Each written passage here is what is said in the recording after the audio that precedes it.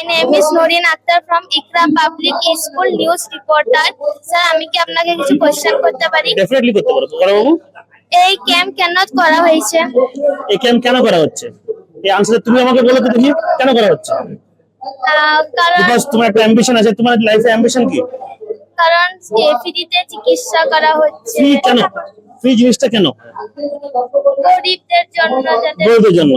তো তোমার অ্যাম্বিশন কি বড় হয়ে যে তুমি যে ফিল্ডে যাও কেন, নেভার ফরগেট ইউর রুটস। মানে আমরা নিজেদের যেখান থেকে বড় হয়েছি সেই জায়গাটা কখনো ভোলা উচিত নয়।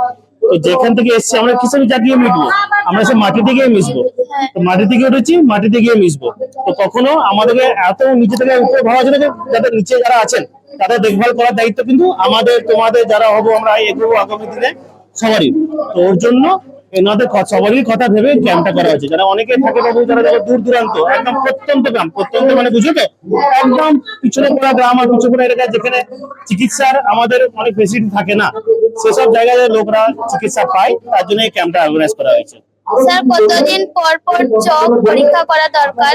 দেখো ডিপেন্ড করছে তোমার বয়সের উপর, তোমার চোখের কন্ডিশনের উপর। এবার দেখো অনেকের কি থাকে ছোটবেলা থেকে চোখে দেখতে অসুবিধা হয়, তো সেই ক্ষেত্রে আমি বলবো 6 মাস অন্তর অন্তর চোখ পরীক্ষা করা উচিত, নইলে 1 বছর অন্তর অন্তর করলে যথেষ্ট। স্যার চোখ ভালো রাখার জন্য আমাদেরকে কি করা দরকার? দেখো চোখ ভালো রাখার জন্য আমাদের প্রথমত যেটা দরকার সেটা হচ্ছে আমাদের স্ক্রিন টাইম, যেটা আমরা মোবাইল দেখছি বা টিভি দেখছি বা যে কোনো জিনিস স্ক্রিন, মানে আমরা যেগুলো স্ক্রিন থেকে দেখছি সেই স্ক্রিনের টাইমটা আমরা একটা মিনিমাম করি, বেশি না করি। তাতে কি হয় কি আমরা আজকাল দেখবে অনেক ছোট ছোট বাচ্চারা বা বড় মানুষরা যারা কিন্তু চোখের অত প্রবলেম থাকা উচিত নয়, তারাও বলছে চোখ চুলকাচ্ছে। কেন? সেটাকে আমরা বলছি ড্রাই আই সিনড্রোম। চোখটা শুকিয়ে যাচ্ছে। আমাদের চোখের উপরে না একটা লিকুইডের লেয়ার থাকে, সেটা যদি শুকিয়ে যায় তো আমাদের চোখটা কন্টিনিউস চুলকায়, সেটা কিন্তু চোখের পরবর্তীকালে অনেক ক্ষতি করে। তো এগুলো আমাদের স্ক্রিন টাইম কমাতে হবে। আমাদের অ্যাকোমোডেশন একটা এক্সারসাইজ হয়, কাছের দিকে দেখবো, কিছু দূরে দেখবো, এক্সারসাইজ, চোখের এক্সারসাইজ, চোখের এক্সারসাইজটা করতে হবে। অ্যাকোমোডেশন এক্সারসাইজ বলে, ওই এক্সারসাইজটা করা উচিত।